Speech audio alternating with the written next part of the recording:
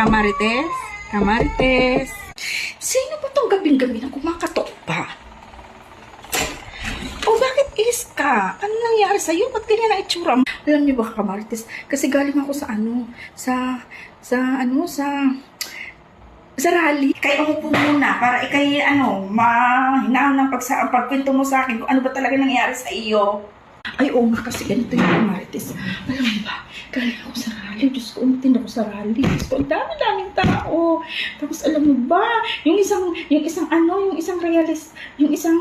nagra-rally. Diyos ko, hinila ng pulis. Diyos ko, grabe talaga ang takot ko, Marites. Kaya sa susunod talaga, hindi na talaga ako sasama sa rally-rally na yan. Diyos ko, sa halagang 300 pesos. Diyos ko, napagod ako ng gusto. Nagkagutong-gutom tuloy ako. Diyos ko, Marites. Baka mayroon kang pagkain dyan. Yan na nga bang sinasabi ko sa iyo. Na huwag kang sasali sa mga rally na yan. Kahit ikay binayaran pa ng kahit libo pa yan. At talagang wala naman mangyayari.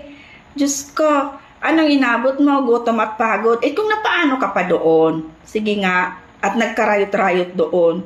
Oh, mababayaran ka ba nila? Ay hindi. Dahil di ka naman nang kilala ng mga yan. Halagang 300 ikaw ay punta-punta doon, nagluwas-luwas ka doon, sa pagod-pagod, nagkagutom-gutom ka pa. Ayan ang napapala mo. Kaya sa susunod, ka nang sasali-sali sa mga rally na yun kahit ikay binayaran, ha? Ay, ganyan na nga. Talaga susunod din talaga ako kasama ka, Marites. At talaga ako'y pagod na pagod talaga. Diyos ko, kung alam mo lang talaga doon, Diyos ko, sa dami-daming tao, tapos nagpukpukan pa ng mga pulis sa mga nagrarally. Diyos ko po, akala ko ako'y makakasama baga. Ikaw, ganyan may pagkain dyan ka, Marites? Ay, wala. Ay, ako'y di naman nagluto. At ako'y nakipag-birthdayhan doon sa dati kong katrabaho. Diyos ko, kung ikay di na sumama sa rally na yan, di sana ikay isinama ko. Nakakain ka sana doon. Isa sa pagkadaming handa. Diyos ko, ako'y nabusog baga sobra. Di na nga ako makalakad sa kakabusugan. Ay, naku, ewan ko ba naman kasi sa iyo. Sinabihan na kita, huwag kang sasala-sali doon. Ayan tuloy nangyari. O, gutom ka. Eh, wala naman akong pagkain dito.